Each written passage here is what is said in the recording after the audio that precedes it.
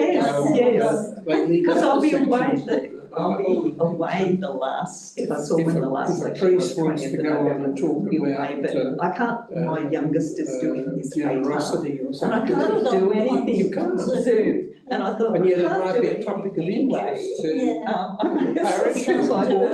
they might be doing a building fund. You need people to understand. That's I right. won't feel quite as. But Yes, well, hi, Mark. We had the dancing girls for the last session. Or the dancing boys. Might be the dancing boys. We can ask them. the choir. The choir, yes, from Sydney. They're looking for a job. Oh, that's amazing. Probably had girls in it, you know. They might have had girls in it. I Yes, didn't- and they couldn't get rid of it without getting rid of the lot. Yes, Dick calls a kerfuffle in the media, which is surprising. The media always looking for something like that. Yeah. No wonder they shifted all the state funerals to the Catholics, where it's a bit more of a ceremony. Yeah, because they would have destroyed all the ceremony if there was any ceremony at St Andrews. I've never been there. There used to be. Hmm. I'm talking 50 years ago. But they did make St Andrews School co-ed when I left Sydney. It was made co-ed. So I think they were running out of money. Or people, sorry. We will talk a little bit about religious schools for a minute. So it's not, it's somewhat germane. Yeah. So for our last session, I thought we'd start with a brief overview of where faith is in the public space, in the public arena, perhaps. The agora, I thought about using the agora, but the agora is a Greek word that means marketplace in the ancient polis. We really have an equivalent, certainly not in the digital age. I don't think we have an equivalent anymore. I suppose some people think Facebook is that. I'm not sure that's true, but anyway. So yeah, as I said, we'll talk a little bit about the role of religion in terms of education and welfare. Very, very, brief, and also even briefer on religion and the media, which is both things that you've been talking about before the session started. So when we come to Australian faith now, that's I guess where we really start to look at the set readings for this week. So there was a relatively new book from Postema and Tinsor on religion and change in Australia, and a bit of an older article. Well, it's not that old, it's 2017, on some of the statistics, the census statistics. And then maybe some reflections with a prominent Australian sociologist of religion who died not long ago. He was also an Anglican priest and professor at Monash, Gary Baumer. He has a few things to say about possible future of faith in Australia. So we've looked a little bit at this, but in European society, really talking in the medieval period and earlier, but medieval period's really where we can start talking about Europe as about being anachronistic. Religion was central. The church was at the center of the village, and clergy exercised a political role by default. Does anybody know who this gentleman is? It's not a very good photo. No. This is. Doesn't look happy. He doesn't, but he was very content with his role. Luther? No. No, this is a Catholic gentleman. This is actually one of the popes. This is Innocent III. Innocent III is often thought of as the noonday sun of papal power in Europe, and was very comfortable, apparently, exercising a political role, and was really the default leader of Europe for quite a lot of his governance of the church for the time he was the Pope. And wielded the authority of excommunication over not only kings, but in fact countries. And he wasn't alone in that. He was just better at it than other religious leaders had been in Europe. So he could advocate on behalf of policies that he preferred, or on behalf of Catholic ideals, Christian ideals, even if what he wanted was not a pleasant alternative for the kings in question. Particularly the French king famously had to kind of grovel before him, and that wasn't unusual for kings to do that. But Innocent III was probably, as I say, the apex of papal power in Europe, which had a lot to do with the time he was around and his personality and all sorts of things. So secularism is only a part of a long process whereby religion moves from the centre to the outskirts of the village. So as significant as Pope Francis is in the Catholic faith, it's difficult to imagine him exercising the same kind of role as Innocent III. And he's certainly, of the religious leaders in the world, the closest to that. I mean, you certainly can't imagine the Archbishop of Canterbury exercising that kind of, concentrating that kind of power and exercising that kind of influence today. European secularization, which you'll remember, the shorthand for that is freedom from religion. It's the idea that most epitomized in French secularism. Sorry, that should be secularism, not secularization. Is the idea that religion should be absent from the public square. It shouldn't be in the public space at all. So if you are going to be religious, for goodness sake, do it in your own time. Nobody out here should have to see you being openly and notoriously religious. And one of the, I guess, the key symbols of French secularism was the infamous Burkini ban around about 2016, where Muslim women were charged for wearing burkinis in France, which was rationalized as an extension of French secularism, but many people, including me, to be honest, see in it probably more evidence of Islamophobia. So the success of this has been mixed. It's difficult to know what we mean by success, I suppose, in that regard. And I think that some of the authors we've looked at, some of the scholars and the scholarship we've gone through demonstrates that Christianity is still deep in the bones of European society. So even in France, it's one thing to say you will keep religion to yourself, but nobody's talking about dismantling the church, the Catholic churches in Paris or anywhere else in France. So there is definitely what some scholars will call a Christian privilege in Europe still. And a lot of the ideas that come to us from Christianity are still deep in the bones of Western culture.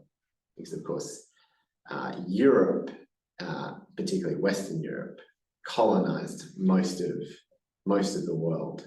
So the French Empire, the English Empire, the Portuguese, Spanish, and so the European ideals and norms and mores have spread throughout the world as a result of colonization. Any questions? Well, I wondered if in earlier Christian times there was any sort of not so much secularist, but a political push to not have the church be so dominant, like as a movement rather than individuals. So. I mean, I think that's as good a description of the Reformation as possible to imagine. I think that's exactly what's happening in the Protestant Reformation. And after the Protestant Reformation, there is that, you know, that all of the churches that, so for example, the Methodists eventually, but other churches who want to say, and the church, that a lot of the Christians who come out to North America and settle in the United States, seeking to really be independent. But further answer to your question, Roger, there certainly were sects in Christianity that rejected this kind of centralization of Christianity and thought, so the Waldensians, for example,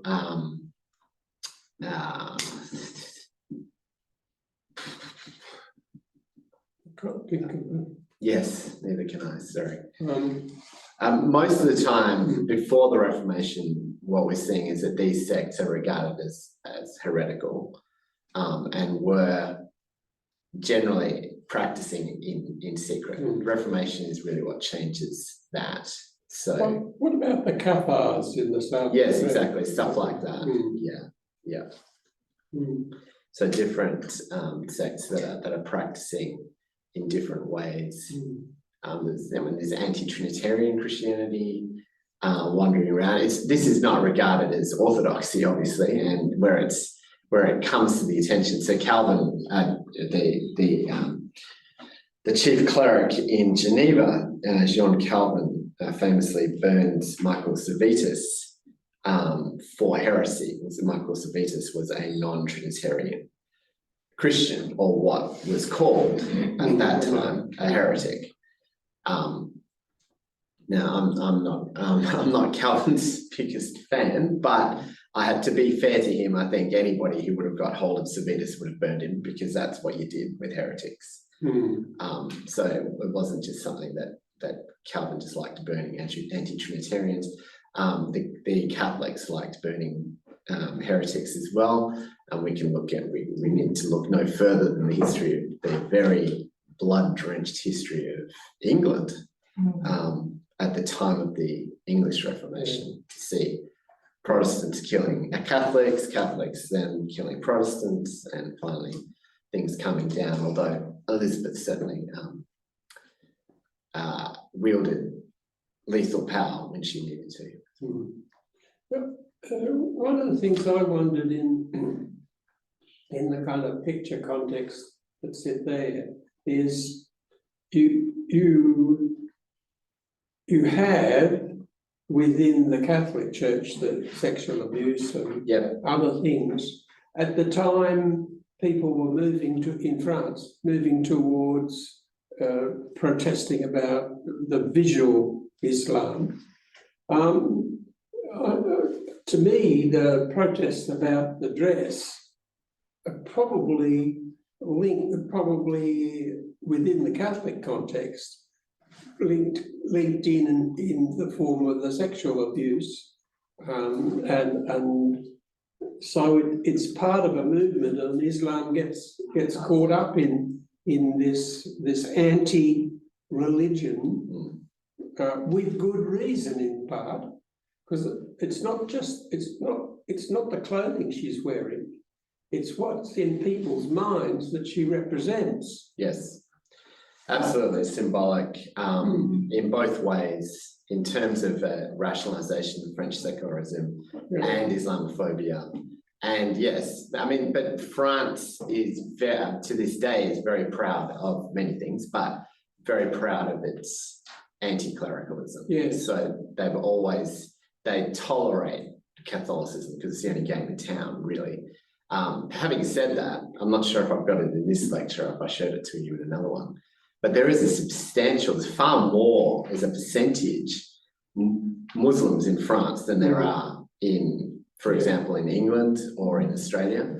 So there is a significantly diverse actual So yeah, to say it's the only game in town is a bit overstated, but I guess in terms of Christianity, that's been true because the French so effectively wiped out the Huguenots, the French Protestants.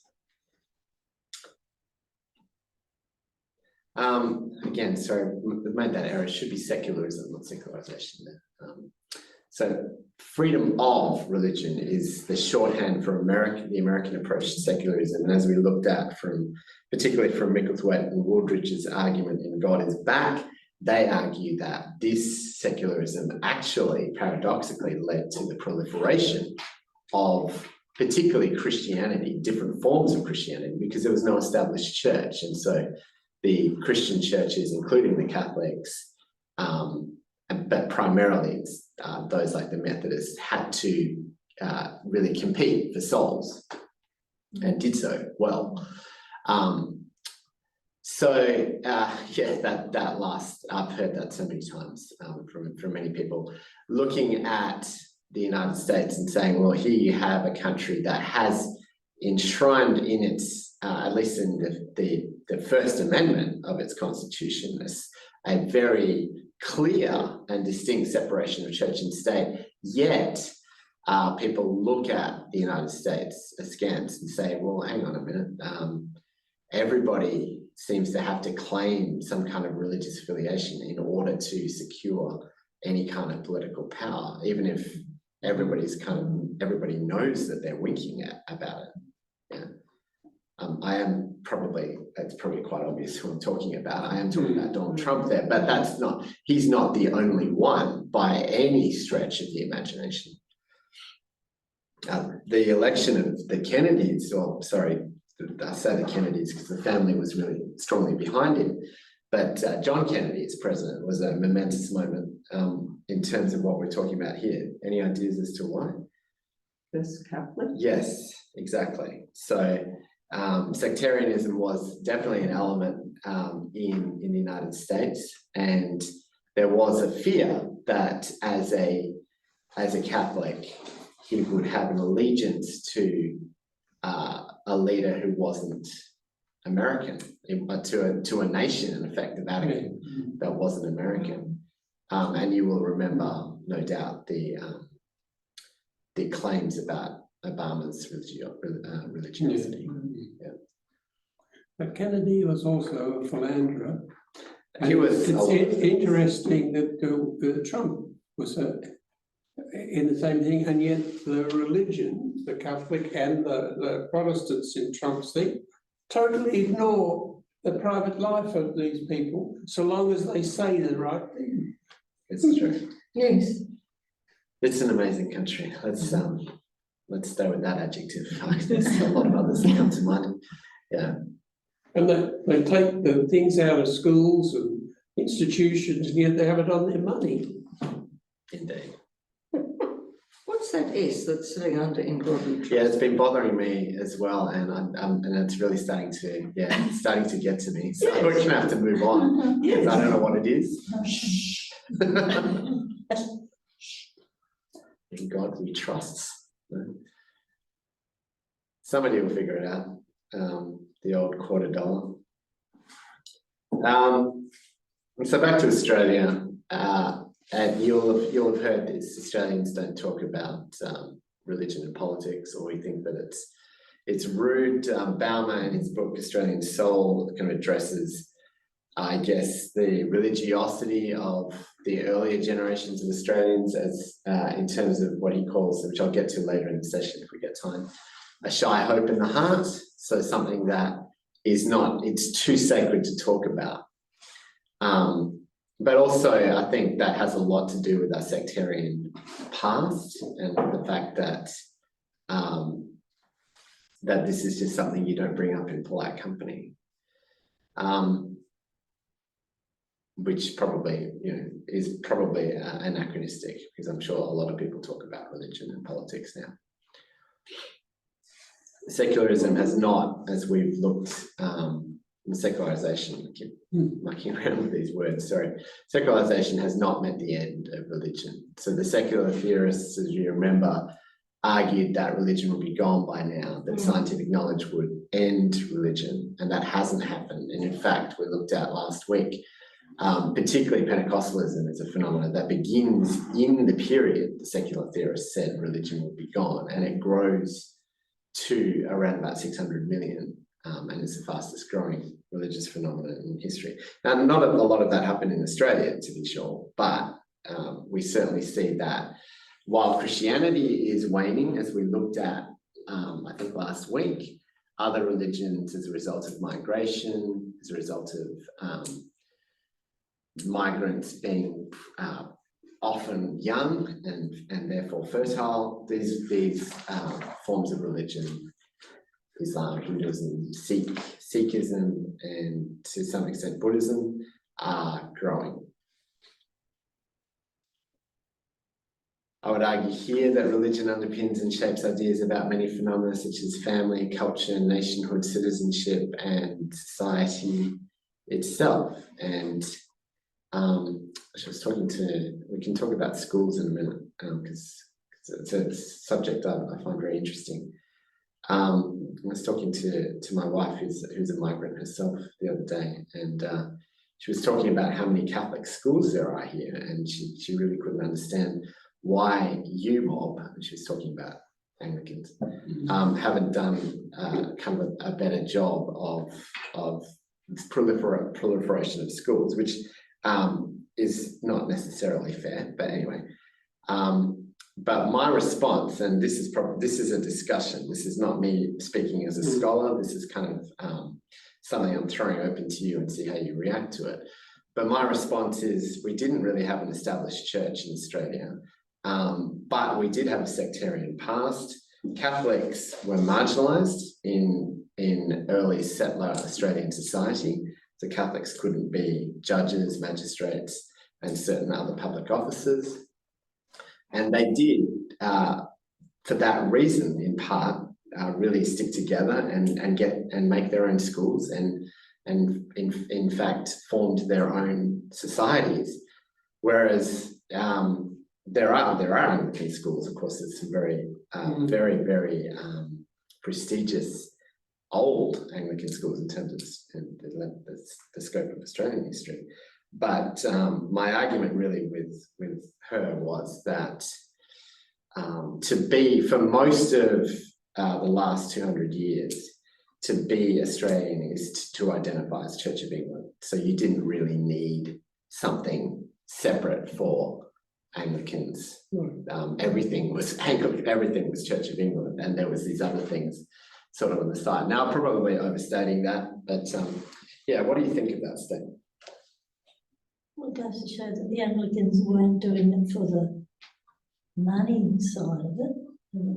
Yeah, because the schools are really expensive compared to a Yes, Catholic school. I'm sure the Catholics do the whole. It's really They very have far up better there. resources. The Catholics have far more resources. Yes.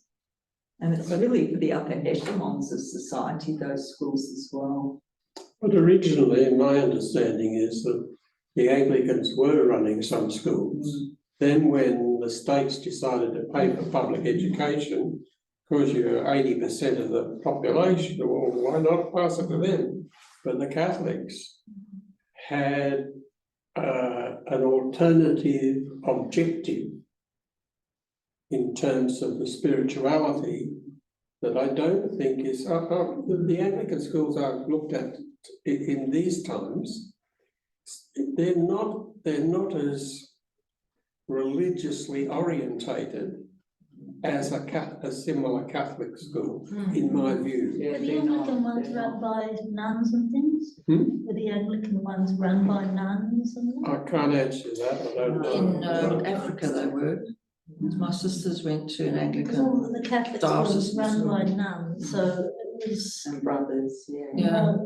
But the Catholics did that because it was cheap, Yeah.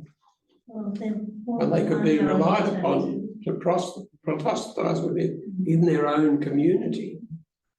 Well, it just shows Anglicans went into evangelism that much then as well.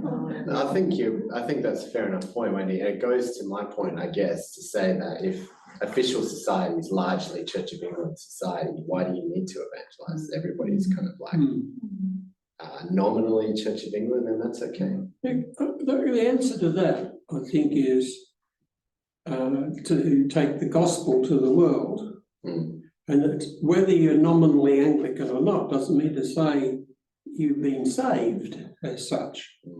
And so the church has ignored a responsibility. That's why I think the Susa places and all those seminary awakenings, they were trying to get people to be saved. And I've never been to an Anglican service where there was ever, of any kind, any function, where there was ever any suggestion other than in the preparation for confirmation. That's the only place I know where kind of your personal beliefs were being trashed out. Now, maybe I'm wrong. What about baptism? Well, you're too young, aren't you? No, but your godparents and your parents are taking on that role. So it makes me think, what has been the focus of the Anglican Church? Perpetuation of the hierarchy. Is that too cynical? A little bit. I think It's probably not unfair. Are we being recorded? We are, and I agree with you, so I'm the one that feeds the fire. No, I think if you've got to look at the Episcopalians in America and how much more lively the church, even though very traditional in many ways, that they are. I used to go to an Anglican church in Tucson, Arizona for many years. And they had a huge lot of activities. The church wasn't just a church hall, it was a whole like school and in complex of meeting rooms and kitchens and things. And but they had special musical events and there was a real community engagement. It wasn't just the priest every Sunday morning doing something, but that might have been an exception. I don't know. No, I think Episcopalianism, just through there's an American author I quite like who writes about life in Maine. And she writes about the Congregationalists and the Episcopalians, and there seems to be a real community behind those churches, which I was surprised. It was the church of the elite, certainly in the southern parts of America. Most of the presidents, you look after their names and see which church they were part of. The vast majority Episcopalian. But, Talking about the schools, when I went to Hale, I had absolutely no idea that it had any religious affiliation, and was even more surprised at the start of term when they said, well, we'll have a service in the chapel. Oh, we've got a chapel here. And then discovered it was Anglican. But I won't say they were apologetic about it, but it was so hidden, the Anglicanism, that you could have very easily thought that it was a state school. I'm not sure what went on behind the scenes that I didn't see, whether the boys went to religious education classes. I mean, we certainly had a chaplain there and a little chapel up on the level where I worked, but it was so low key that it was almost non-existent. Yes, it still is. What my son said. There was a lot more. They went to Christchurch in primary, and there was a lot more. Christchurch sounds as though it's far more of a feature. Yeah. You might actually put your boys there because it was Anglican. I don't know what makes the difference. I guess there's lots of possible reasons for that as well. I mean, I know that, I think I shared with you a couple of weeks ago that my peers that I knew who had attended, I went to a particular kind of independence Christian school where they didn't have I think they did have a counsellor, I never met him, but they just had the Christian ed. All the teachers were Christian, so they're sort of like, well, this teacher's got a spare period, he's a Christian, let him teach Christian ed. It was just terrible. But I guess my friends who went to Catholic and Anglican schools, and indeed, I guess there would have been uniting schools, but they're probably Presbyterian schools. They complained. They said, this chaplain business, I mean, they always taught this religion stuff, we have to go to chapel, it's so boring and this sort of thing. So maybe, I don't know what the issue is there, and that maybe that's a response to that. People are like, chaplains are thinking, well, we don't want to force and then force people out of faith altogether. Or is it what they're always talking about? There's far too much in the curriculum anyway, so they're easing out the odd thing here and there that they are thinking, well, is this going to do them any good in the future? Maybe not. So maybe that can be the first one out. Yeah, and a lot of people who send their children to these schools aren't Christian, and maybe they don't want to offend anybody with Christianity. I would have thought that the parent, even if they weren't Christian themselves, supported some of the values that they believe surrounded their child in that place. And that probably, those values were conveyed in some way unless the child completely rebelled against it. But I also think, because I was an admissions officer at UWA, the name of the school often carried a lot more weight than anything else. Yes. Because I was admissions officer for medicine, which was the one course everybody wanted to get into. And if you could say, well, I came from Christchurch, or I came from Scotch, or PLC, or MLC, they felt they had a foot in the door. Yes, which they Well, let me give you a reason, rationale for that. Because the children came from a home that understood the value and benefit of studying and would support their children in doing that. If you went to the school at Gosnells, your parents probably didn't even support you in doing homework because they couldn't. And so you don't have that environmental support. Not a reason for doing it, but an excuse. Yeah. My mum lives in Gosnells, so some PhDs are made from Gosnells, I guess. I would think that if you're at admissions and you see someone from Gosnells that gets a score that's right up there, you'd be thinking, this guy's worked for it. Well, yeah, that's very much why they changed the selection procedures, because in the past, people were getting, I mean, it's nothing to do with what we're talking about, I'm sorry to... It is actually, because it's reflective of the way religion and society. Well, in the past, it was you got in on your TE score, and that was it. If you didn't have a personality and couldn't relate to people, well, that was just too bad. You went into research or something. And then when they changed the selection procedures, which is when I was appointed, they realised that, yes, that's part of the story. We need to know that you're bright enough and committed enough to get through a pretty tough course, but you also need other qualities. And then I'm just trying to think what they used to think of. I remember when that changed. They certainly were pushing for sort of more disadvantaged schools, and certainly country schools and that, for those people that were really committed and historically probably wouldn't have got into medicine or dentistry. They were now trying to make pathways and opportunities so that those people equally had the opportunity, and it created an enormous dust-up, because, you know, the western suburbs lot who thought, well, we're guaranteed we're going to get in. They weren't, because it was a 3-phase selection process, and there was more to it than a TE score. Remember, they had to have interviews, didn't they? They did. To see the people's skills. They did. And my doctor told me about it. It was an enormous dust-up. You go back to the Middle Ages, and unless you conformed to the religious convictions, you didn't keep your job in academia.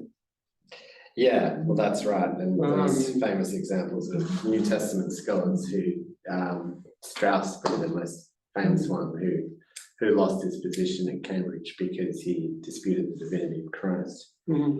Indeed, and the western suburbs, I mean, not to stereotype, but we've already heard from about Gosnells today. Yeah, so I know people in very high positions in our society, such as that, whatever that means in Australia, like barristers and judges who will say, and have said, in fact, said to me, I regard myself as a member of the congregation at St George's Cathedral.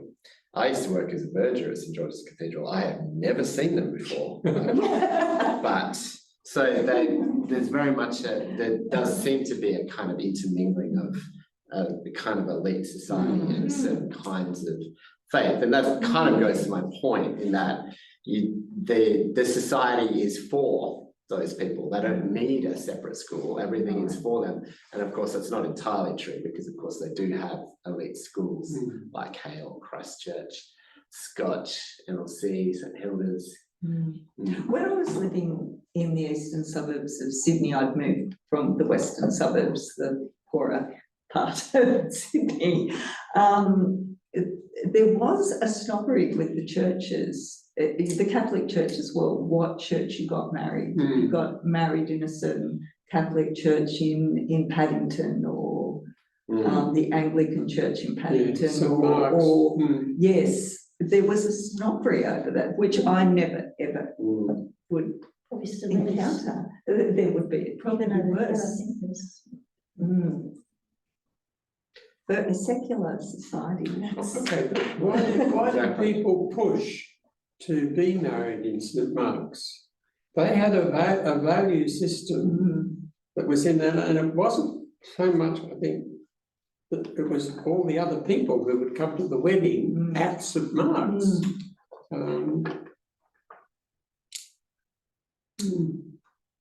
So religious affiliation, even if almost meaningless, yes, has a value. yes, Absolutely. yes. Yes, that's the claim. Yeah. So let's talk a little bit more about education in terms of its history. Taylor and Gillespie, two scholars we've met in this unit, have pointed out that the education of children is based on a theological idea, and it really begins in a lot of ways with the Protestant Reformation, goes all the way back there. That idea is that if the Bible is really this important, sola scriptura, that people need to be able to read it. So that's where the initial philosophical concept of we should educate all children actually comes from. Roger's already said this, but Maddox and Baumer and a lot of others have pointed out that initially schools in Australia were run by the churches, just like in many other places in the world, until the second half of the 19th century, where the state steps in. And some of the things that you've all been talking about, so in Catholic schools, the ease with which nuns could be teachers is kind of almost unimaginable today with the bureaucratization of the profession. So you need to go through a process in order to become a teacher. Teaching college as it used to be, and now it's a Bachelor of Education, and do your practical training and so forth. That none of that existed then. So it was much more straightforward for. So if you would like to see something that represents sort of the twilight of that time, there's a very good mini-series I saw when I was a child. It's called The Brides of Christ. Yes. It's well worth seeing, representing Very interesting. the Catholic demographic in where would it be? Is it Sydney? I don't know. Yeah. So with compulsory secular education in Australia, which is an interesting idea that hasn't necessarily always been fulfilled, because as I'm about to show you, and as you already know, because we've been talking about it, schooling by ostensibly religious institutions is very, very popular in Australia. Actually significantly more popular than in equivalent countries. In a country with no established church, which religion should be taught at school? And the Catholics have an easy answer to that. And they say, well, this is our school and we will teach the Catholic faith. And I guess up until now, that hasn't necessarily been as straightforward an answer for some of the Anglican schools, for example, some of the, I guess there would be uniting schools, so Scotch, Methodist, MLC, PLC, those sorts of schools. Those are questions that some are only starting to wrestle with, and some have in the Anglican tradition, something of the Sydney Anglicans have long ago decided, this is what kind of Christianity which kind of religion we will be teaching here. So this story is nearly 10 years old now, but an interesting story about the take-up of non-government schooling in Australia.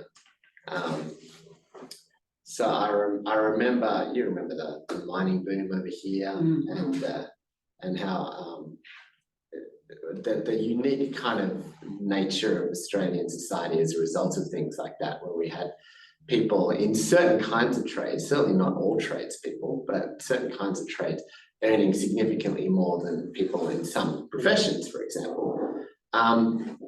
We would often find that people would want their children to be in private schools.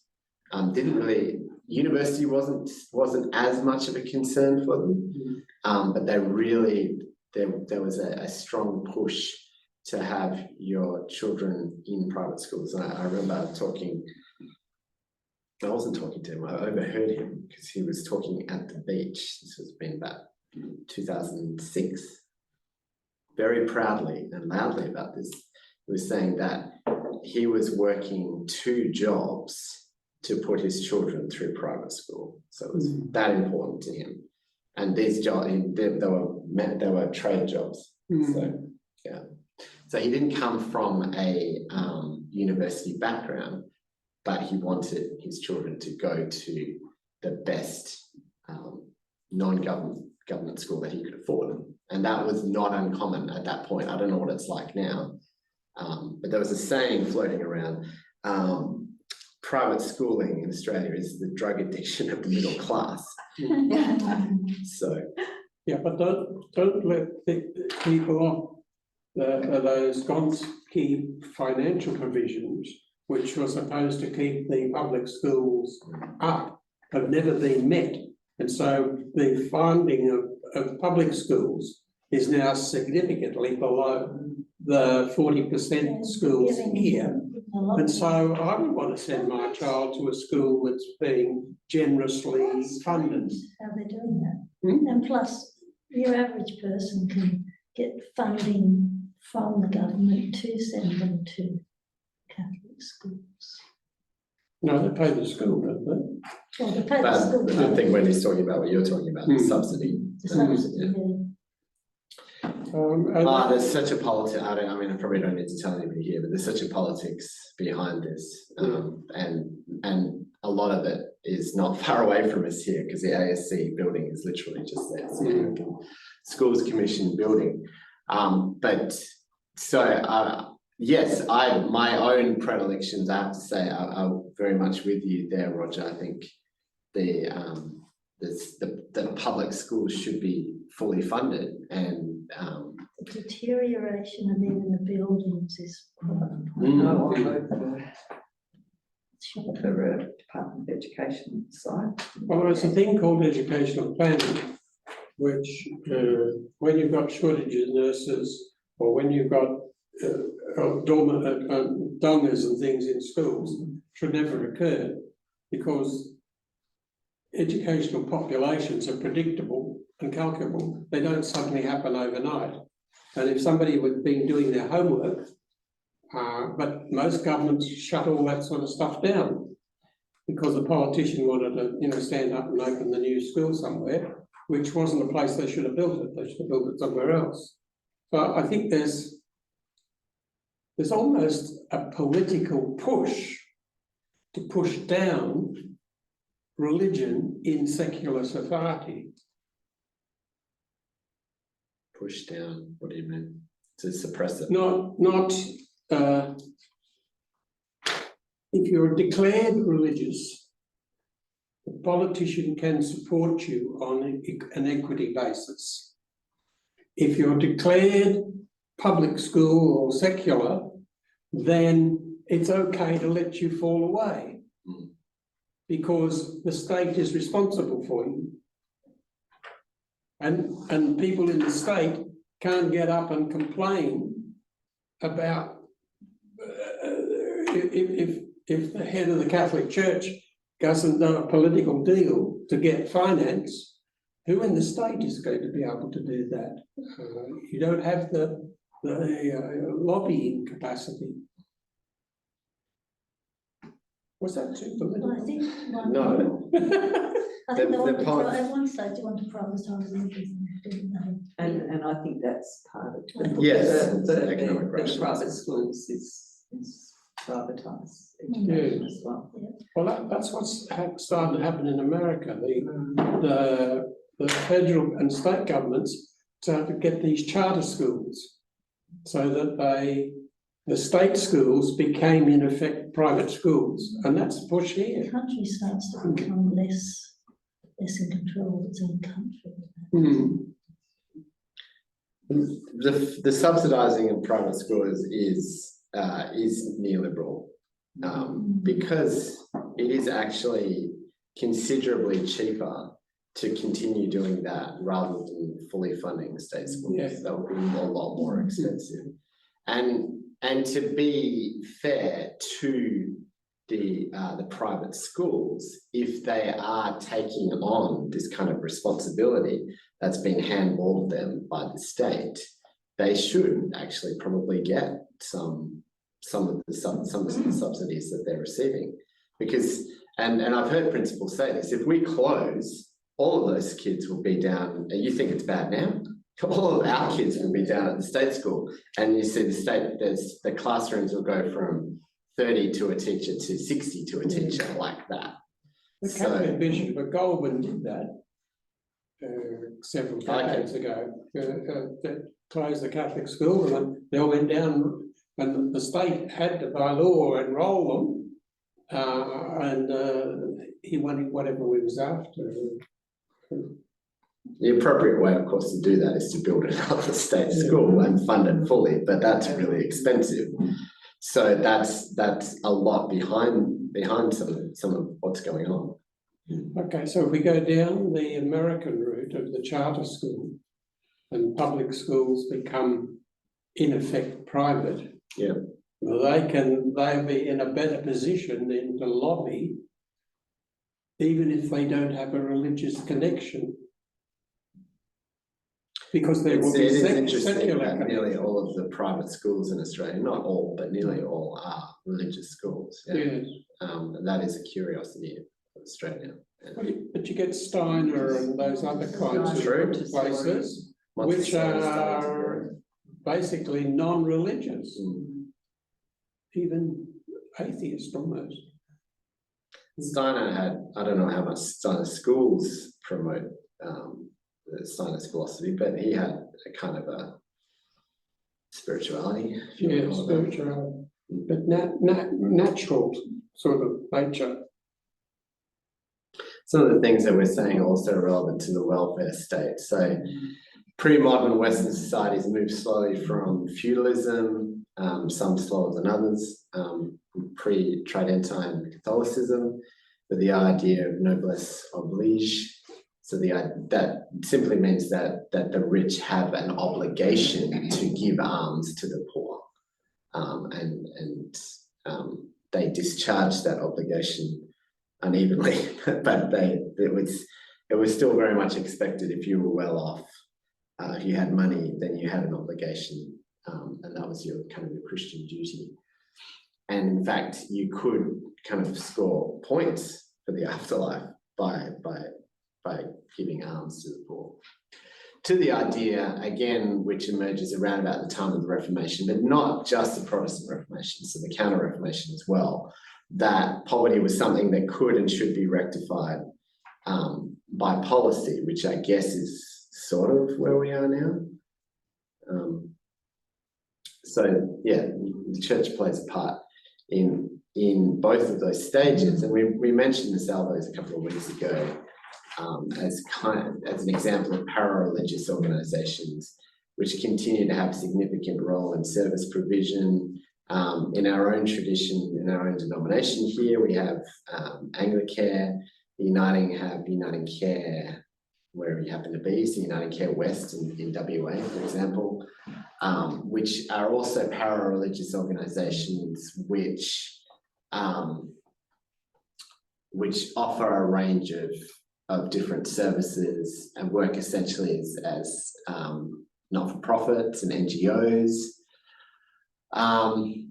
but tend to rely on significant government funding and work hard to secure that through applying for grants and so forth. So those organisations often have kind of a religious connection, but the amount of support and money they receive from churches and religious organisations is far smaller than the money that they receive from the state. And it's in some ways similar. So there's a couple of ways to argue about this, isn't there? You could say, well, all of this should be the purview of the state, and these para-religious organisations should just go off and be religious and stop helping people, and the state should do all of that. Or you could say, well, churches have actually been doing this for a really long time.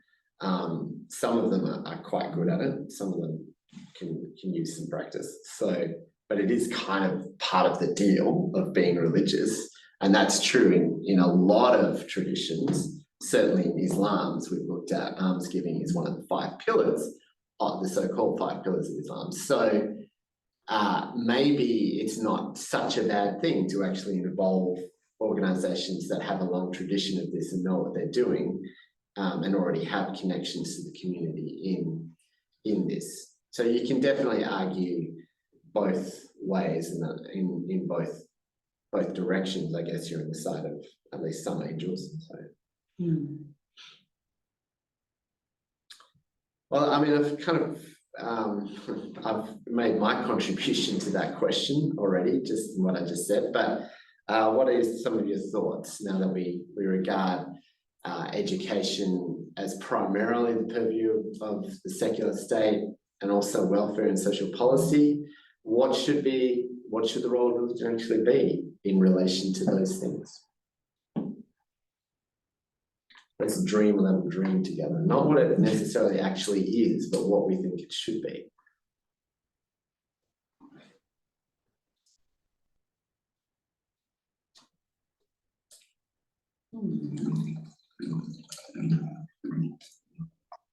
I think that there are issues in the religious dogma of different sects.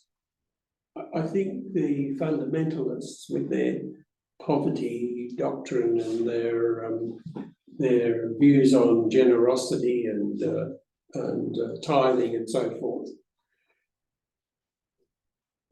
basically saying, get the secular out of this. It's our responsibility as children of God to provide for the people who are less endowed or given than us. And so there's a very strong expectation, and this happens in America. Even the government, when you go to the Salvos equivalent with a donation, you can get a tax credit against some of your equipment and or your clothing and things. So it's just I don't know if there's anything about America I think.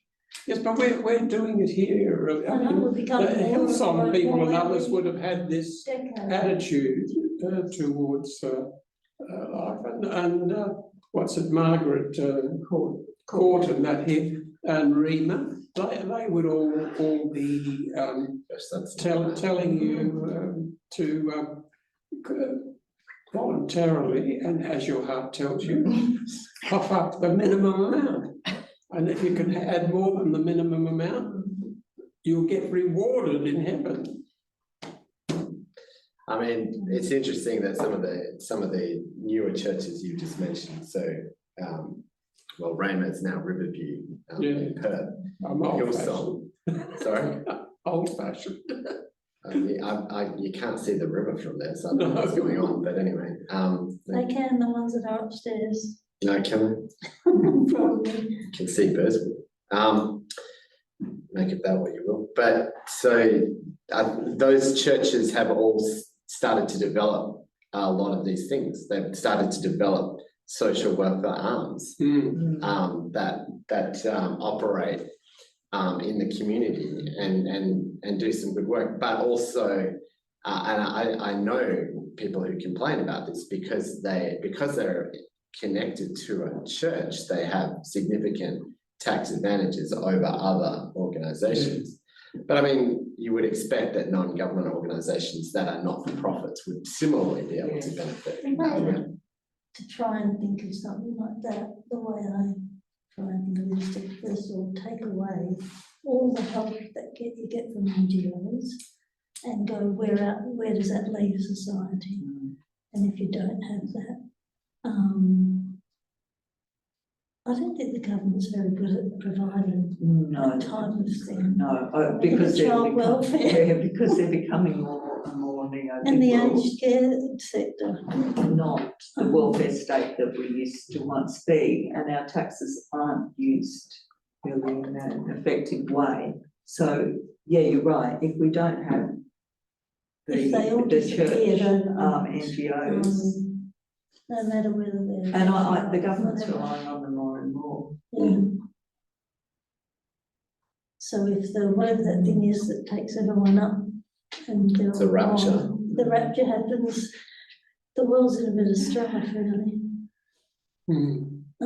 But the government has done one other thing, and that is it's privatised a lot of the welfare services. Now we're seeing or privatised its services to itself as well. Yes. So now we're starting to see revealed that has a penalty within it in terms of the costs and use of money, the opportunity for corruption, Quality, corruption. and lack of quality, exactly. the issues that have to be confronted. If the Catholic health system won't do abortions and won't do Yes, this, that and the other, we're smoothing it over. But at some point in time, it's going to have to be, if you want the money, you get it, and if you don't, go your own way. Yeah, it's a good point that it's easy to presume that services that are provided by organizations that at least have a religious ethos are fully secularized, but that would be wrong. And the example of Catholic hospitals is a very good example of that. If people just think, okay, I can expect exactly the same kind of, I can enjoy the same kind of reproductive rights at this Catholic hospital as I do at Fiona Stanley, you might be in for a group shock. Yes, it's very true. And other things that are, so there is still, whether it's known to people or not, there is sometimes a theology in play. Which you would expect because it's But it operated. would, but then if the government's in control, Yeah, the I government. just think of it Yeah, like yes, in, the government's well, you've got just pouring as in a lot many of money, opinions yes. and left and right and all that It's a extremes. difficult one, So isn't you're it? not really going to get it.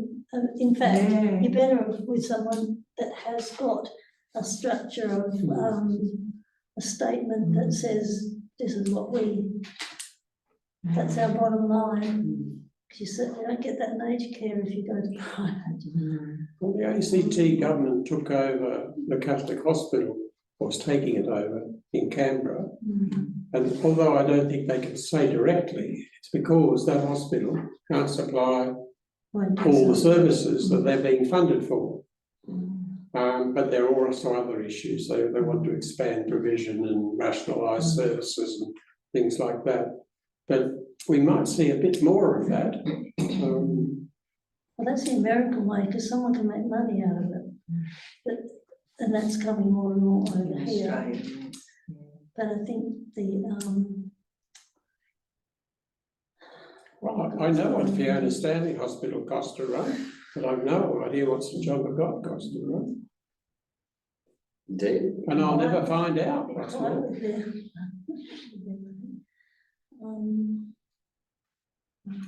So religion's in the mix, but it's I uncomfortable. see it like in the old days when you had the kings, and if it was a good king, great. If it's a bad king, not so great. That goes with governments too. Mm. You can get a government that wants to help the welfare, Yeah. and which we've sort of got at the moment, sort of. Then you've got like the previous one who would fund the Catholics, but it was all that neo-liberalism thing. So I don't think that government is a safe option either way. At least there's a choice if you've got, you've Well, got a that's Catholic. right. With a government, ostensibly, the government is us in a liberal democracy, so there is choice. But in an increasingly neoliberal world, the people who are powerful are not elected.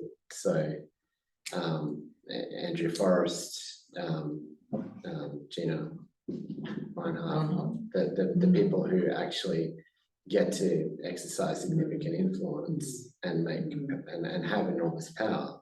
We don't actually exercise any control over them. Well, at least we can vote for a government every 3 years. Yes. You can vote. Although I did have someone, a few years ago now, walk past and go, where do I find someone who give me money for my vote? Because they come from a country where that happens. They buy the vote. And I went, oh. So just talk briefly about religion and media in Australia, media attitudes towards religious phenomena. And this goes to some of the things we've been talking about. I think there is probably a lower level of religious literacy in Australia generally than there probably was. And keep in mind, Australia's become incredibly diverse really fast. So religious literacy, even 60 years ago, really meant Christian literacy, but it doesn't anymore. And there's a lot of confusion and a lot of curiosity as well. So I've said this probably not to this class because it's not the case anymore. But because my particular research interest is Pentecostalism, when Scott Morrison was the Prime Minister of Australia, I got 300% more requests for interviews than I ever have before from journalists. So people were like, what is this? What is he going to do? Is he going to bring in Gilead?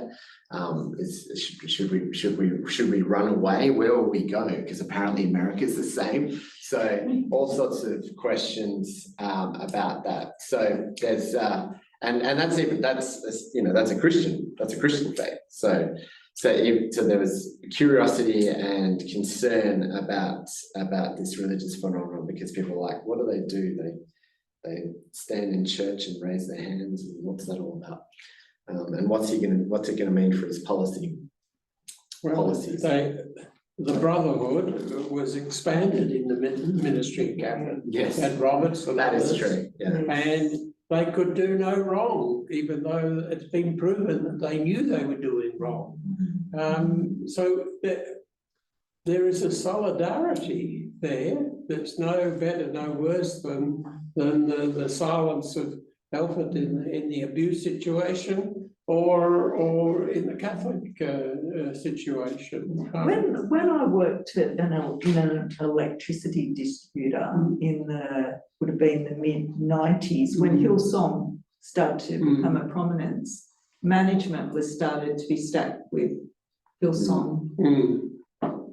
Yes, That's not Really? unusual, and it's starting to happen. So there's a famous case you can follow in your news consumption if you want. You probably find it in the Sydney Morning Herald more than other places. Of the Heath family. The Heaths have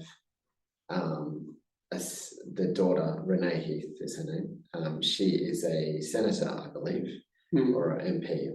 She's a representative of some kind in the New South Wales legislature, and she is Pentecostal, and her father is a pastor of a Pentecostal church.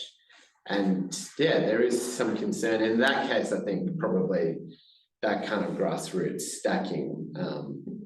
I take your point, Roger, but that kind of grassroots stacking I found a little bit more troubling. But that being said, that is what people have been doing for a while. And we were just talking about Anglican power. So Anglicans sort of controlled that for a long time. it's no worse than the Masons or the Knights of the Southern Cross last century, which the same kind of thing took place. So this is Yasmin Abdul Majid, who no longer is here in Australia. She became quite a controversial figure. It's very, as you can probably identify, she is a Muslim woman and an Australian, and now resides, I believe, in the UK. But the final straw for her was she posted on Anzac Day a few years ago. Lest we forget, and in brackets, she had the names of places where Australian asylum seekers were currently locked up, which she later deleted. But anyway, the ad, if there is one kind of bright centre of Australian religiosity, apparently it is the Anzac myth. So that was very much something that brought about her. It brought about so much abuse that she finally decided, I've had enough of being here. And I'm not here to say that she's a perfect innocent. I've heard her interviewed. She's often been provocative, deliberately so. She's an extremely intelligent person. But I remember the way she and others like Waleed Ali from The Project, for example. I think he's still on The Project. I never watched The Project, but he used to be on that show. Represented as prominent public Muslims, and the kind of way that was presented, understood by others in the media and by the Australian public was, let's just say, it was interesting. But don't you think there's been a deliberate attempt at Islamophobia to justify the actions of government elsewhere? You've got to be careful, you're being alert. There might be a bomber or a plane coming down or something. And so the secular state has in effect utilised that religion or adherence to that religion. But I've never met a militant Islamist, and I've lived in Islamic countries. I know they exist. After September 11, the Jewish school near where I lived, every single car, they would check under the car. And I was a member of a Jewish sports club, and they would check under your car. And the schools my sons went to was partly Jewish. And you could not get into the, you could just walk onto school grounds. Yes. But September 11 was. Well, you can understand. And you can understand, I would Jewish really. perspective. They've always been a bit paranoid, probably. And I could understand it, Yeah. whether it was over the top or not. But the people. Yeah, absolutely. I mean, that it just calls to mind the film starring Michael Fassbender, Hunger, which is, I'm not going to recommend it. It's because it's not an easy watch, but it's about, what's his name? The Irish member of Parliament who went on hunger strike, and the conditions that he and other members of the IRA were living under in prison. These guys, you know, a lot of them were actually terrorists, but some of the things that you're talking about, that the prison guards would do every morning, since dramatization, it's in the film, but I can imagine. So again, there's that kind of a othering in terms of religion, because of course a lot of the IRA were Catholic. So yeah. The dangerous other. But our media does not endeavour to. The ABC's got a mandate to give both arguments. The media has no such mandate. So all they're after is the sensationalism. Yeah, and a good story. Well, I wouldn't use the word good, a sensational story or an attractive story. Political one, they also. And there's no control for that. Yeah, I think the Providing West whatever they Australia want. is stirring up. Mm, So if they think something has got that capacity to stir people up, yeah. then they play it up. Indeed, yeah. Certainly, I think the media is not necessarily about informing. No, But, Raising that's, the owner's They views. want the sensational stuff to keep the political stuff going as well. So, sorry, we're running a little bit behind, so just want to move to talking about some of the stuff in the readings. Now, I mentioned this last week, so we can probably cover this fairly quickly, but the idea in the Halifax and Boomer reading is the term used is super diversity. And I think hopefully this illustrates this well. Catholicism is a really good example of super diversity, because as I think I said a few weeks ago, initially Australian Catholicism is overwhelmingly Irish in character, and that's the way that it's shaped and its norms develop. And then towards the end of or even after the end of the Immigration Restriction Act, we see a lot more people coming from places like Southern Europe, so Italy, Eastern Europe, such as Poland, etc. And this starts to change, so Catholicism itself becomes diverse. And then recently we're seeing more and more people like this. So people coming from Vietnam and South India, so South Asia, so India, Southeast Asia, Philippines, all over the place, and of course South America, countries of South America. And so Catholicism has become super diverse, meaning that it is not a homogenous thing anymore, even if it ever was. There's diversity within diversity, and it's cultural diversity, it's linguistic diversity, it's ethnic diversity within the diversity that had already started to be there. But that's kind of an example of what we mean by super diversity. Australia is, as I've said a number of times, I think it's something that we're still coming to terms with, is a very diverse country, significantly more ethnically, culturally, and religiously diverse than any of the other predominantly Anglophone countries. So more diverse than Canada, more diverse than New Zealand, although not much more diverse. New Zealand's pretty close. More diverse than the United States, and much more diverse than the United Kingdom.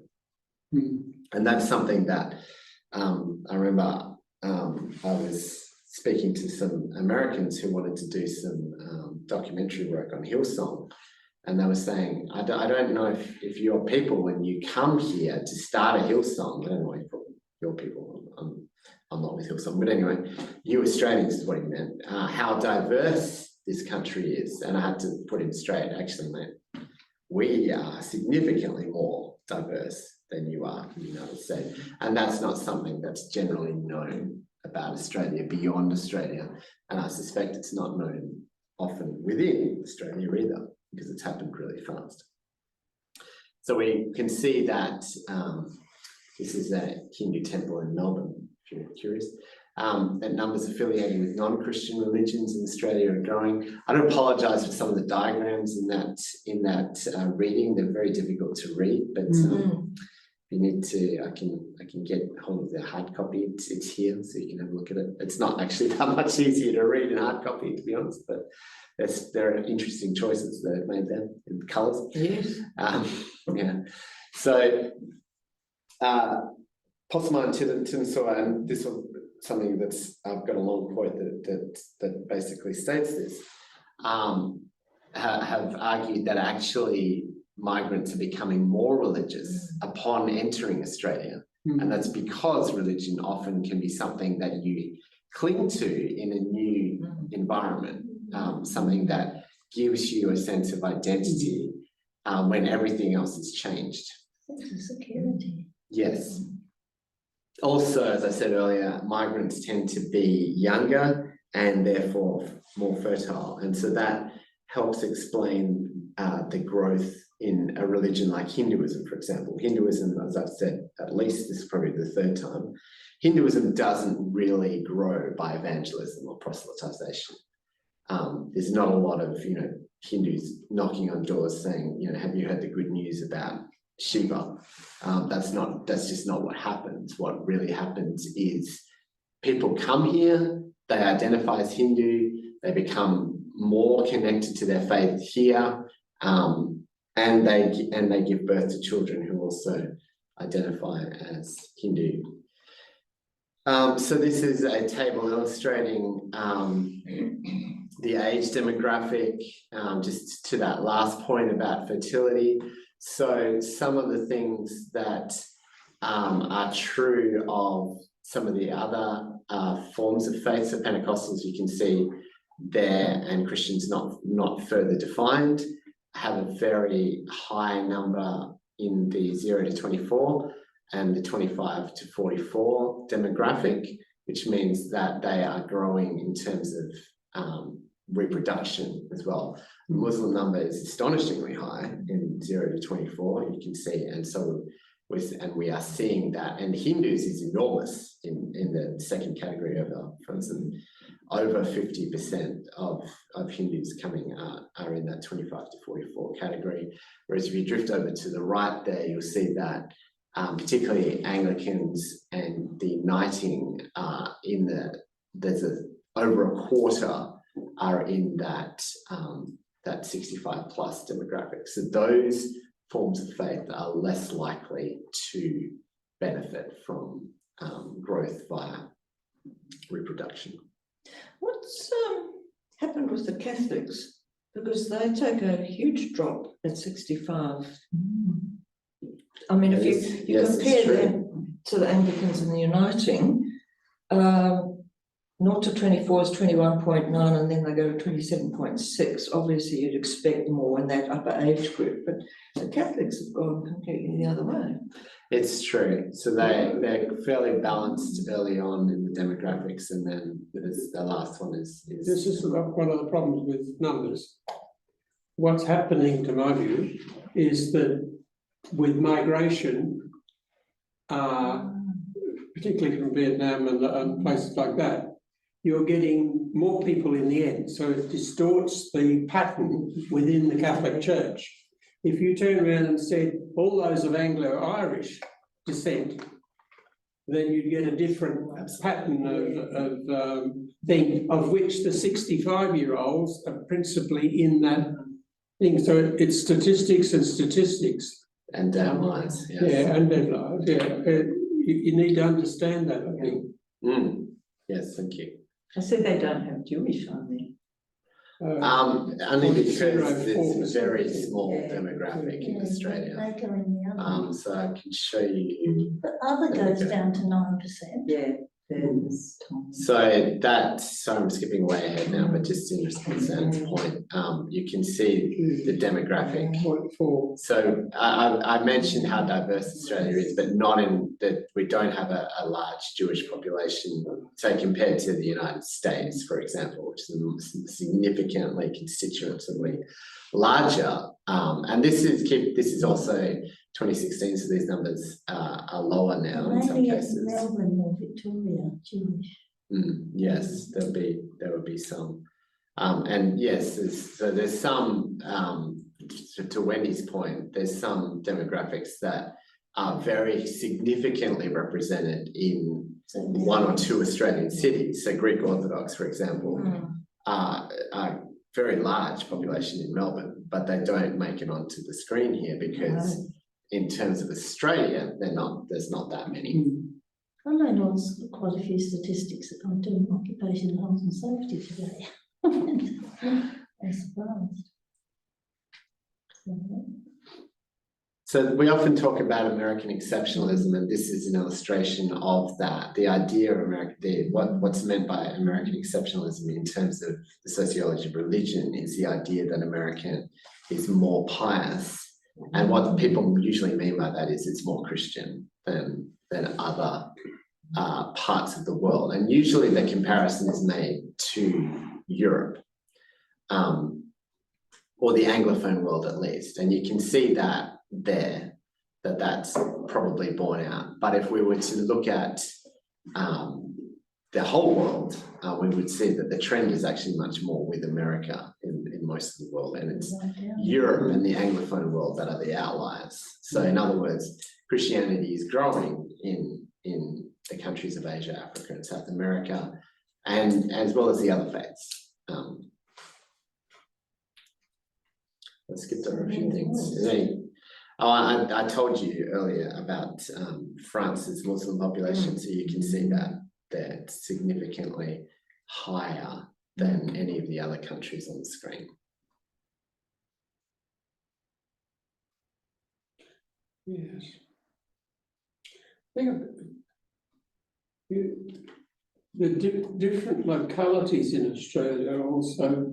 Think if you're in Northbridge here in Perth, you think you're in part of the suburb of Hong Kong a lot of the time, because the almost the total streetscape is of the shops, and the people are of Asian ethnicity.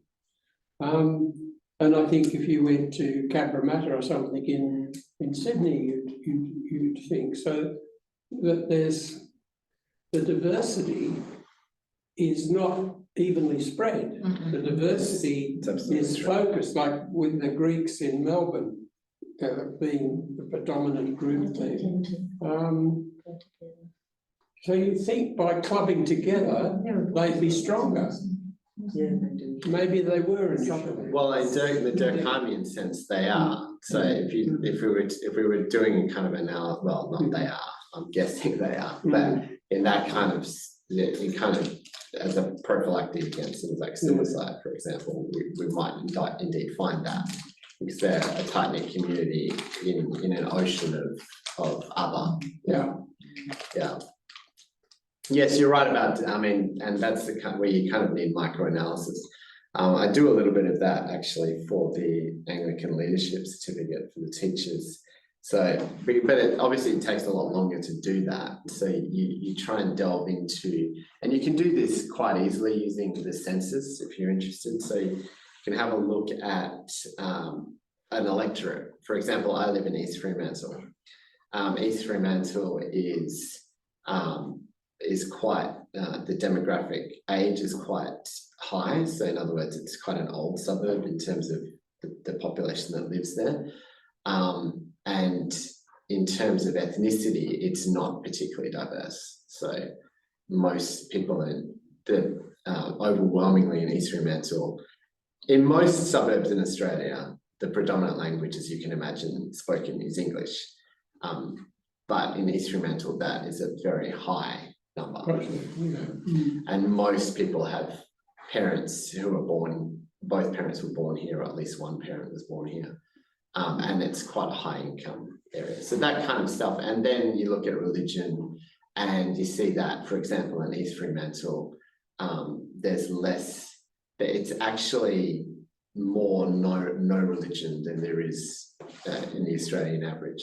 So you can do that. I mean, it takes some time, but I find it quite interesting work. You can do that and have a look at. Well, that used to be a very alternative area, didn't it? And then going down south. Well, I guess Fremantle, yeah.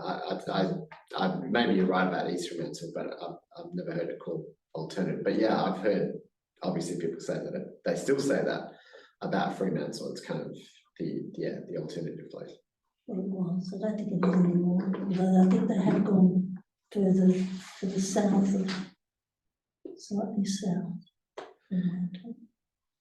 So I've skipped a few here. Southwest one. Look, that's just making the point, and you will have read that in the reading, but what I was just saying, so earlier about the idea that actually migrants coming to Australia tend to become more religious rather than less, and because they're coming to a new context. I certainly did. Is that Absolutely, because you knew that everything else in your life has changed, Yeah. but the church is the same. Only when I got here, I discovered that was different too, to Africa.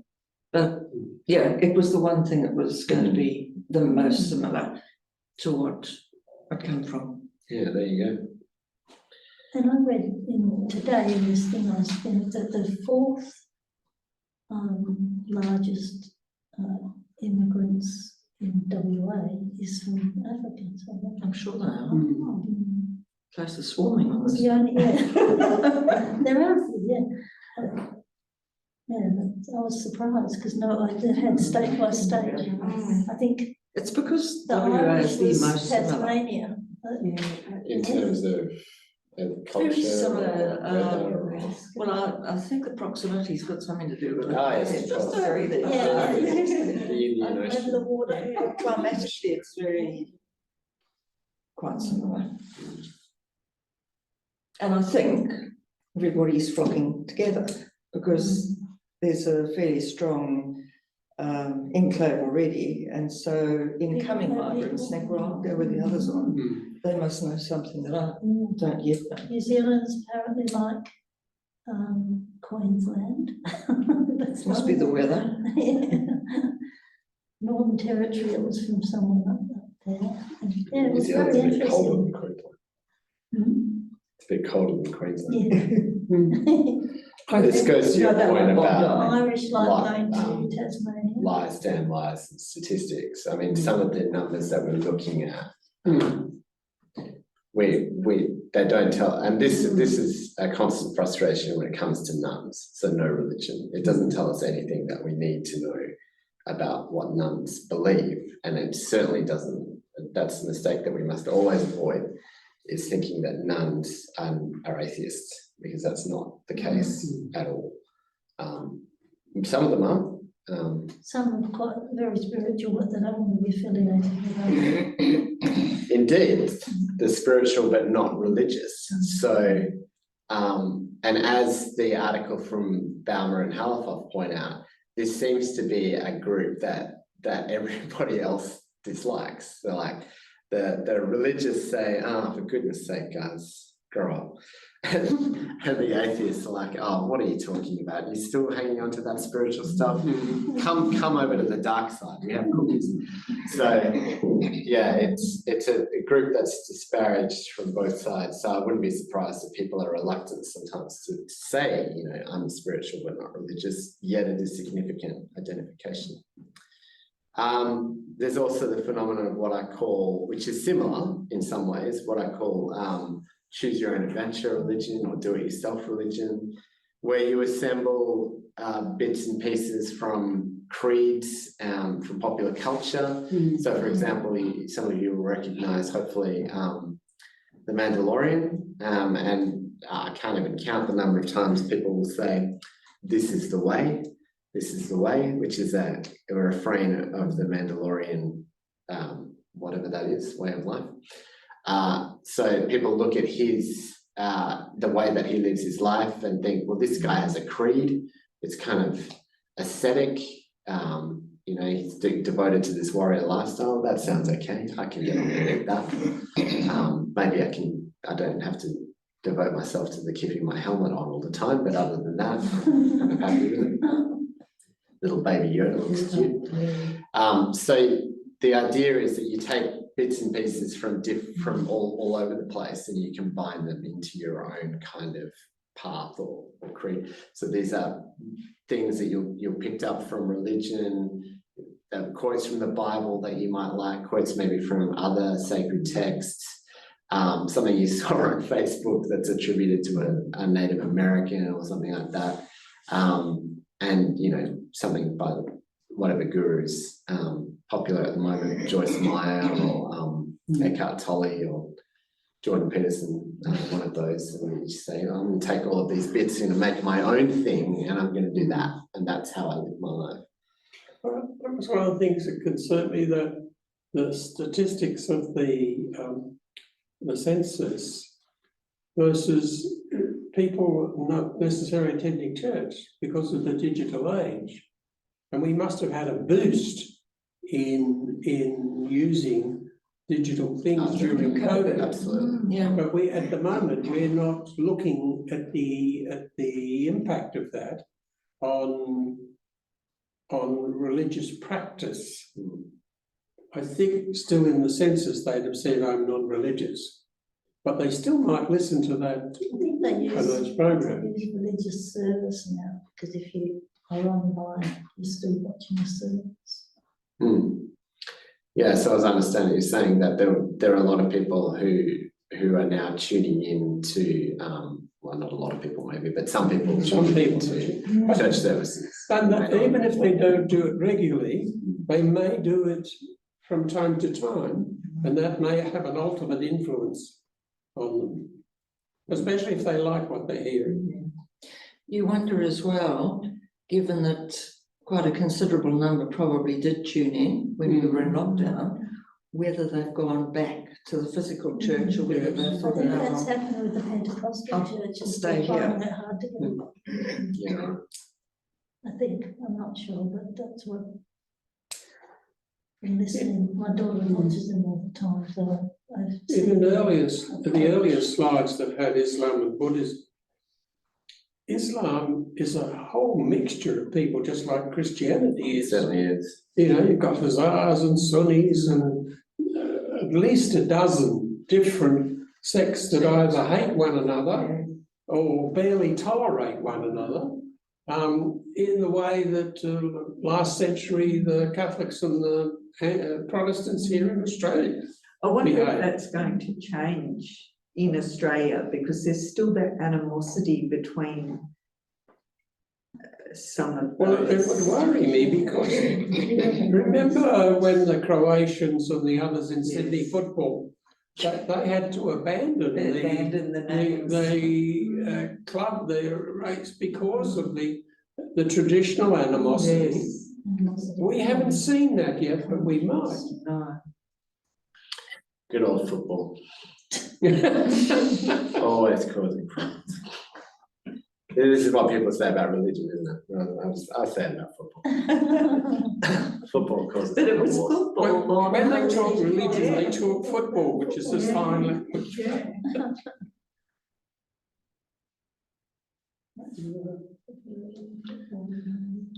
So this is from Baumer and Halifoff, talking about millennials. So we looked at what that means last week, people born after 1980, and the so-called whatevers. So this is kind of a plea for the whatevers to take this a bit more seriously. Doesn't mean indifference, doesn't mean not caring, it doesn't mean ignorance. And if you think about it, Bauman said this for a number of years before he died, that a lot of the people that, and we've been talking about this, a lot of young people actually do have some kind of religious training because they go to religious schools, so they have some kind of religious input. So they're not, to say that they're just ignorant is probably a bit dismissive. So Baumer and Halifoff described them as a wash but not adrift in a sea of diversity.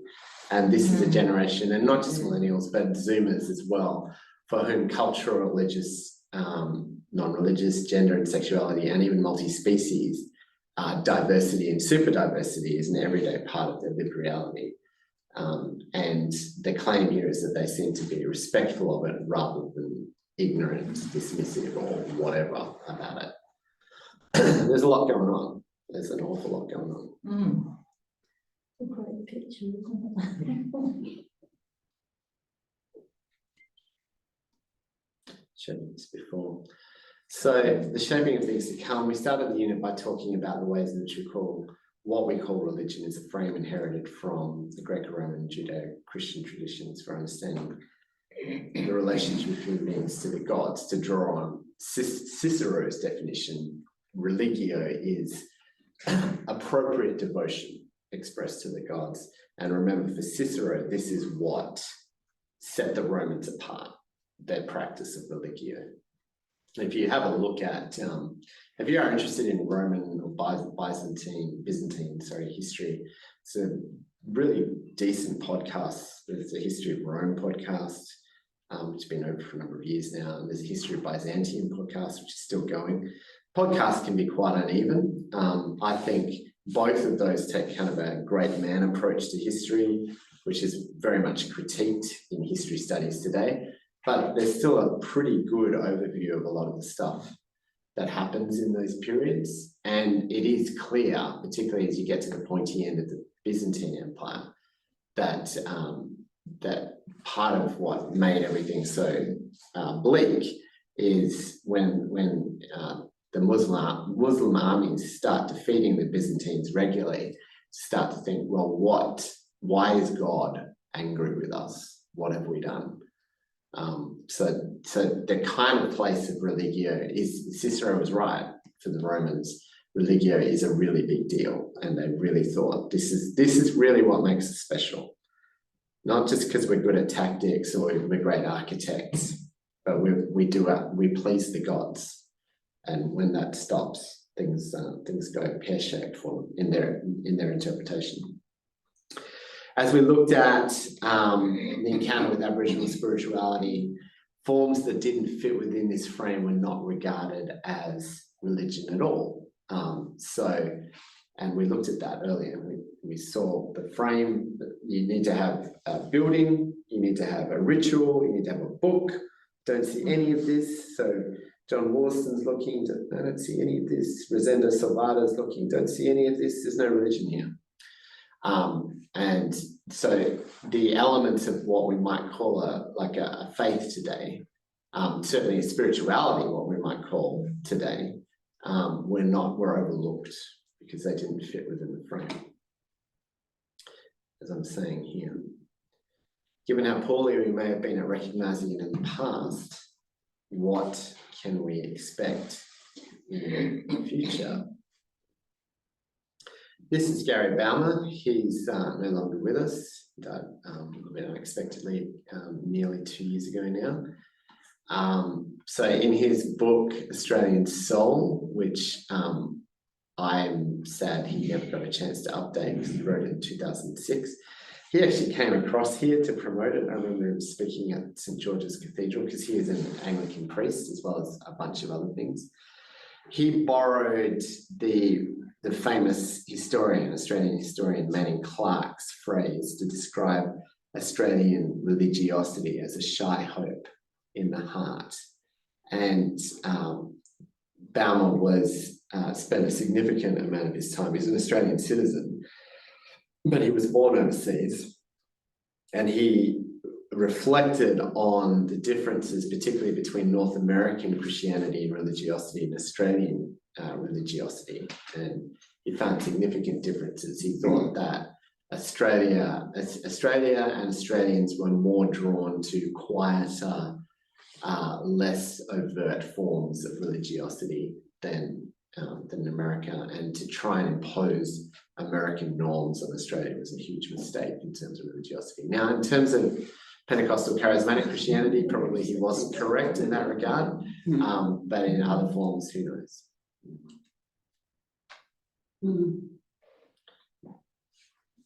was interested in the phenomenon of religious change, and these to him were the three drivers: the needs addressed by religion and spirituality. Hope was the biggest one that he saw, that really people continue to be religious because they continue to have hope that things can get better, that things can change if they need to, and that things can be different for the next generation, for example.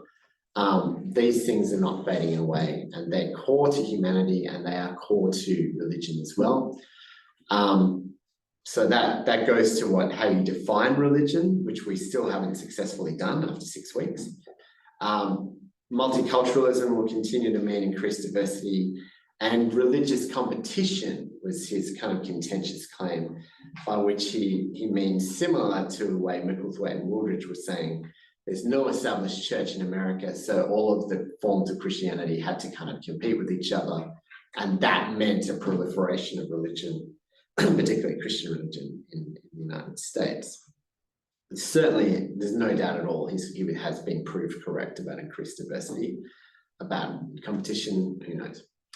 And increasing levels of faith-based education will mean a market for increasingly demanding and sophisticated consumers. And I have read that for years and thought, I don't know about that, Gary. I don't know if that happened. But given some of the work that's been done recently, it does seem that Zoomers in particular are adopting more than one religion at a time. And so that, if you think about it, is pretty sophisticated. Goodness knows one religion is all I can handle. But if you can do more than one, good luck to you. And also with multiculturalism comes into marriage. Where children will have, some of my son's friends have two religions, they'll be Muslim and Christian. They'll attend both, which I think is great. I think what's happening with preschools is a good indication of what's coming. Go on. Yeah, well, just because it's compulsory now and they're coming up everywhere. It's a business now, like aged care. And I think quite worrying actually, it's in some ways. So the faith-based ones, like I know Scotch has got one. No, just generally, I think a lot of them are not, they're just businesses. I think it'd be better if there was more faith-based perhaps. More diversity. But it's becoming, like they say with the AI is coming and you don't have any value. Have you said that you don't have any value unless you have value? Yes, so the neoliberal idea is that unless you're quantifiable, you have no value. And unless you're in demand, you have no value. Yes. And to me, it's all coming into the same thing. We're somewhat of an experiment, aren't we, Australia, in terms of this diversity thing, because I don't know of any other country that's been through this type of diversification. You've had people move as a group into another country and settle, but it's been fairly simplistic. They either accept one another or kill one another. Whereas we're putting together this. I wonder if a new religion will come out of this. It's not called the one. Because it would be a resolution of the. Well, It could be made up of a bit of that one and some of that one, and that sounds good. Yeah, I'll have that. but this has happened before with the Baha'is. They clumped together with them. Especially with so much intermarriage, and there was quite We could call them the Anzacs. I mean, well, it's already almost a religious ethos. I think any religion that wants to get more popular would be getting into childcare centres right now. No. I first thought the faith-based was Pentecostal type, the word thing, but things are a little bit more diversified than that. Pentecostals are very diverse as well. I was reading some statistics today that 36% of Pentecostals were their parents were born overseas. So Mm. it's significantly higher than the Australian population. So, Okay, but given that the Bible and the pounding of the Bible is a strong component of fundamentalism, Pentecostalism, charismatic and so forth, you would feel that that would draw them together. But they disagree with one another in parts of it. But some of the words they disagree with are there from the beginning, when the canon was put together.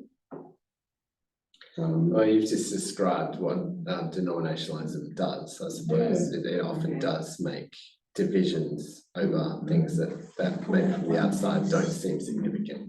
Yeah. I was reading that the Baptists in the US are moving away from talking in tongues and sort of gifts of the Spirit. They were pushing people out if they participated in those things. And of course, that was right ground to move to the Pentecostals. Indeed. Believe it or not, there was a huge controversy in Australian Pentecostalism over dancing. Dancing in what specific, I'm not talking about, ballroom dancing, but dancing in church services. So when I grew up in a Pentecostal church, and frequently people would just do all sorts of weird, wacky things. But one of the things that they did do was dance. We used to call it the Pentecostal two-step. It was a very particular kind of dance. I'm not talking about flash dance or anything. No. These were not gifted. They were gifted spiritually. Okay, they're dancing. No one would. This is not Cirque du Soleil. No one was going to pay to see this. But for a long time, there was actually the old school Pentecostals were like, you can't do that. And the charismatics coming in were like, we're doing this. And so the charismatics actually won out because they had more numbers. But it is interesting how things which look quite uniform from the outside are actually quite diverse. I wanted to say something about Baha'i. You go ahead, Wendy, but I wanted to say something about Baha'i quickly. You better Just make your the point. Pentecostal sometimes in a church, there's someone who is just theatrical. And I think they're being, it's spiritual, but it's just not.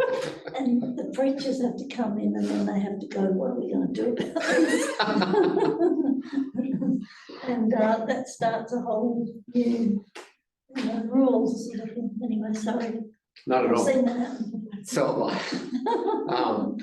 the two different examples of faiths that develop in modernity, and I wanted, because I forgot to talk about Baha'i, I knew I forgot to do something.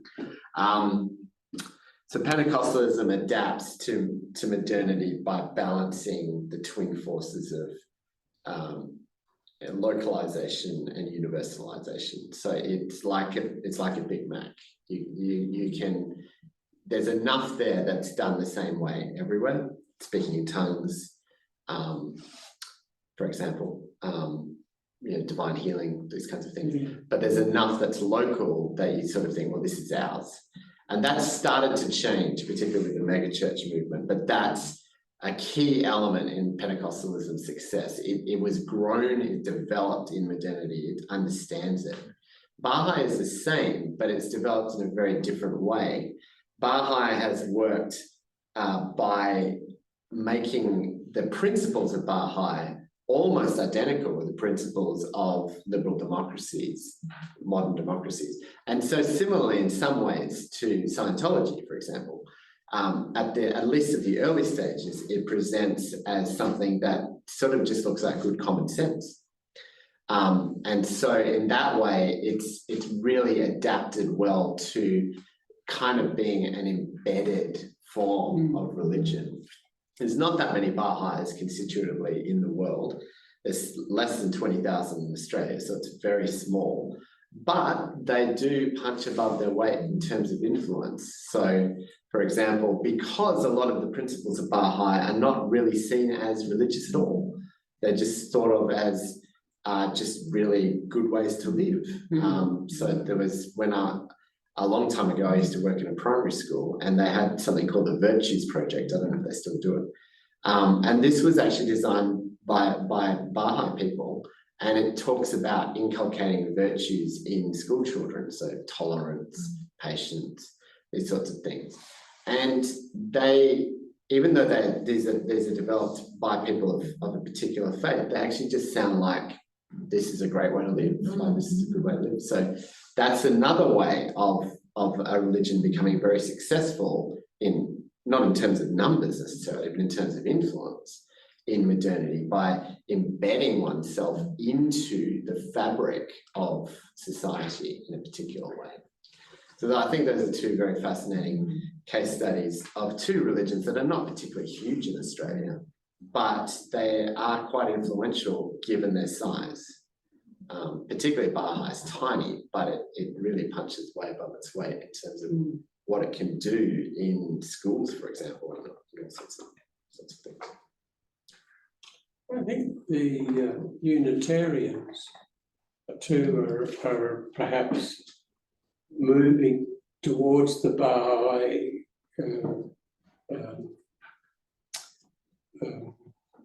rationale for their existence, because they do endeavour to respect the diversity of people and the diversity of beliefs. But they do, as I understand, they still believe in a transcendent being or God. As I understand it as well. I once went to a Theosophical Society retreat, which a very talented speaker took the major religions of the world and reduced them down to their core values, and they all come out, thou shalt not murder, don't commit adultery. Almost the same core was a core inside. Whether it was right or not, I don't have the academic skills to challenge it. Well, that is essentially Baha'i's approach as well, is to say that religions are essentially equal and that they're progressing. So they have the major figures, Abraham, Moses, Jesus, Muhammad. They just add Baha'u'llah onto that. And unlike the Muslims will say revelation ceases with Muhammad. The Baha'i will say, well, no, something else will change and we'll need something else. And again, you think, oh, that just sounds like very reasonable. It sounds like good sense. So it is really fascinating the way that it's developed. So religion's clearly here to stay. Secularization in terms of Taylor's third type, so changing the conditions of belief, isn't going anywhere either. In other words, we can see the increase in the nuns, whatever that means. We're seeing people moving towards societies where there is no single dominant faith or position in relation to the divine. And I think we're there now. I mean, particularly with the results of the 2021 census. And the next one we will see again, the Christianity dipping even further. So what are the implications potentially? We've talked about some of them, but this is where we can end. So what are the things we want to conclude with? Depends if one decides they want to be one. The religion. Power, the struggle between power. I think it comes down to a matter of choice. I think that people in the end are going to work out what works best for them, even if they were brought up or their family were brought up within a certain religion. I think they'll do the cherry picking and say, well, I'll hang on to the bits that I like and live by those values, and the rest will. I'd like to think I'll ignore everyone would live and let live, but I don't think that's human nature. Sorry? I'd like to live that everyone could do that and live happily, but that, live and let live. But I don't think. I think a lot depends on how comfortable people are with being an individual, as opposed to wanting to be part of a crowd. We are community of people, and humans are. We've had an example of a coming together rather than a maintenance of diversity, and that's in the Uniting Church, where you had people with slightly different traditions, particularly say the Congregationalists with their involvement of the whole thing rather than the hierarchy. They've had to adjust and adapt. I suspect that occurred because of survival issues. It's definitely one of the elements, yeah. Yeah. So there is a chance that where things are headed may drive some people together, because they aren't that different. You know, they've got 95% commonality, and there's only a small difference, a small thing that could be resolved. It's a bit like with the Anglicans and the Catholic Church. There's not that much that divides them. It's more about the head of the thing than anything else. Yes, I think that things that do remain different are sticking points for a lot of people. So I think a lot of Anglicans would struggle with Catholics not ordaining women, for example, or with the position of the Holy Father. A lot of Anglicans probably quite like the idea of the Archbishop of Canterbury, who doesn't really seem to have much power over anything, as opposed to whatever the Pope does or doesn't do. Well, I mean, it's the question of infallibility, isn't it? Yeah, which he rarely uses, but it's still there, I guess. Yeah. So that's an interesting possibility. So there'll be some of the major faiths will come together. I mean, if Anglicanism has been the faith of the powerful, I think there's still a possibility that Anglicans will say, well, we don't need anybody else. We might be small, but we're still rich, and we're still strong. well, but that in and of itself, I could see the land around St George's Cathedral going, and no, because if you look at the statistics, there are already 2 cats and a dog in attendance for a lot of services now. But when it gets down to nobody, cost a lot of money to keep that going, whereas that money could help sustain a much smaller activity. I won't see it in my lifetime, but I can see pressure to reduce. I mean, the United Church has had to face it. They've had to sell different churches and things in locations. They can't bring themselves to sell one of their 2 city locations at the moment, but I believe it'll come. I think Trinity will go, and there'll be just Wesley left because of the sheer cost for personnel and for building and maintenance. Yes, I think that's probably fair. With your Anglican example, I mean, I guess my own guess would be that it's more likely they will close, and they do this already. They'll close parishes in order to keep the cathedral going, and also.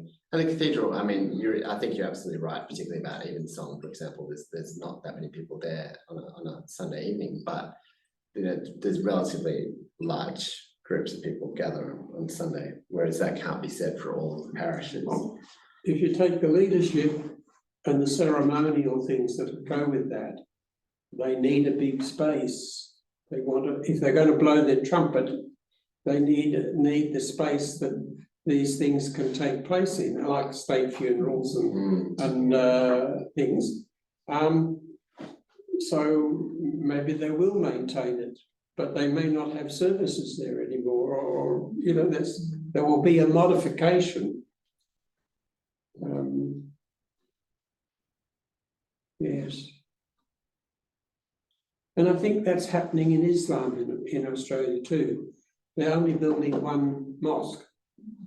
And basically that mosque, that's to cater for people.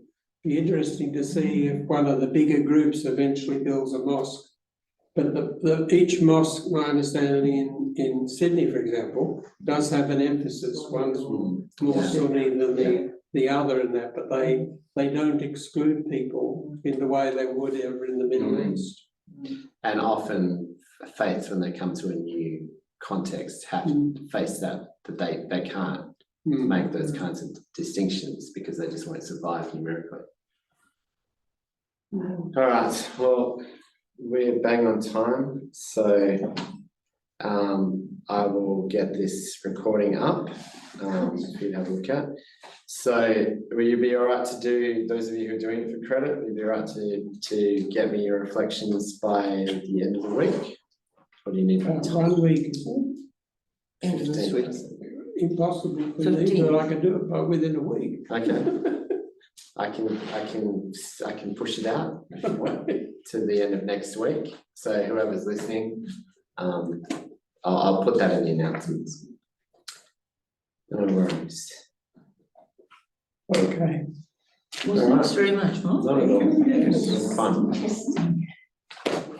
If you've got the next lesson that tells us what actually happens, we'd like to hear.